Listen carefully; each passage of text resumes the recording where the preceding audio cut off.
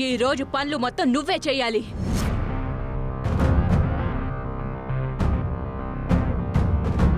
ఇంట్లో ఏ ఒక్కరు కూడా దానికి సాయం చేయడానికి వీల్లేదు. ఏయ్, పర్టికులర్గా నువ్వు. ఎంత పని ఇదొక్కతే ఎలా చేయగలదే?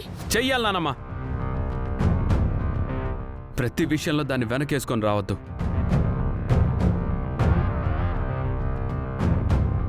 అది కాదండి, ఈరోజు నాకు కొంచెం హెల్త్ బాగాలేదు, అందుకని. ఈ కాకమ్మకర్లన్నీ నాకు చెప్పొద్దు. అయితే చెప్పిన పని చేయి, లేదంటే బయటికి పో.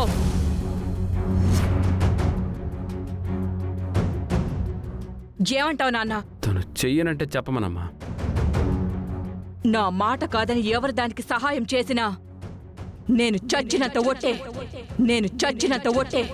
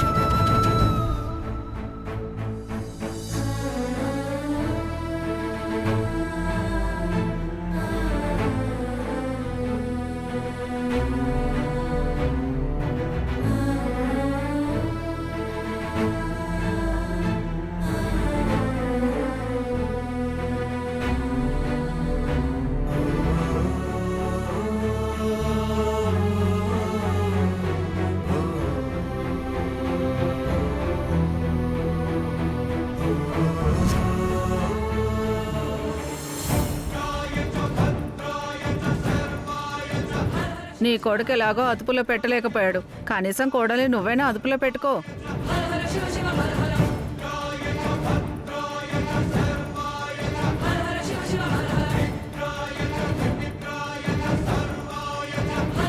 భార్యని ప్రేమగా నెత్తిన పెట్టుకోవచ్చు, కానీ అలాగని జుట్టిచ్చేయకూడదు. నేనెందుకు చెప్తున్నానో అర్థమైందనుకుంటాను.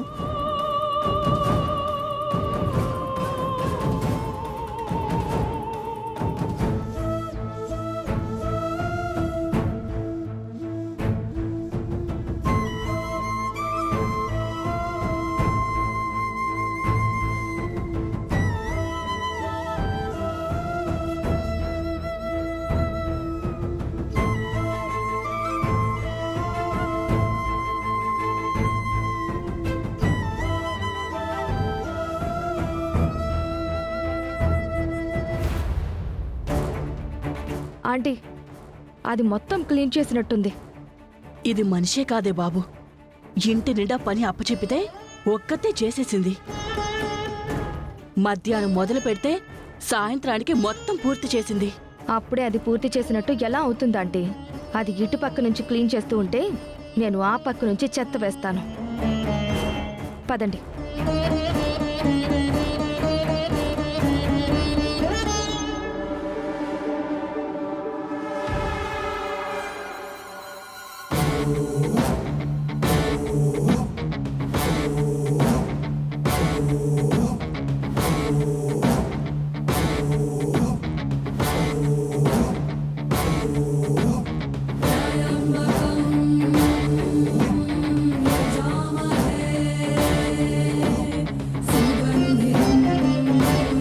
ఆంటీ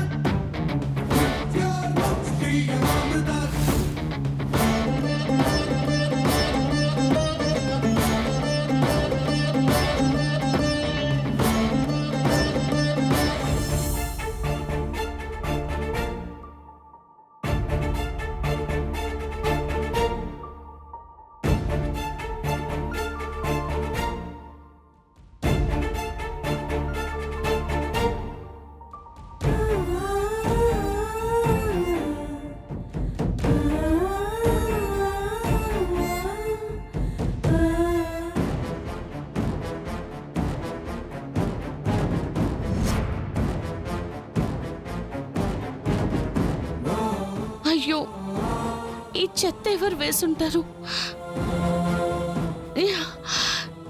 ఇప్పుడే కదా క్లీన్ చేశాను.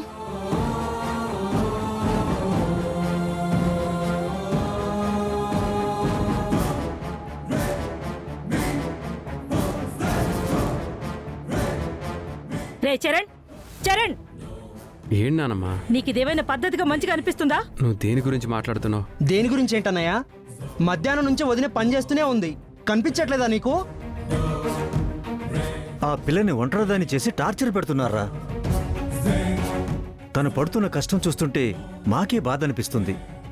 కానీ మీ అమ్మని చూస్తే అసలు నేను సచ్చినంత ఒట్టని చెప్పి ఒట్టు పెట్టుకుంది.